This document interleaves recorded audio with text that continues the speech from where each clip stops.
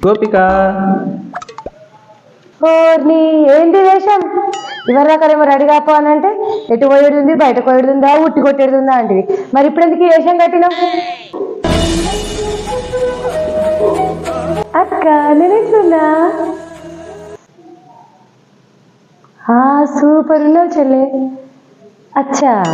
అది గోపిక వేషం కట్టిందని నువ్వు కృష్ణుడు వేషం కట్టినావు అంతే కదా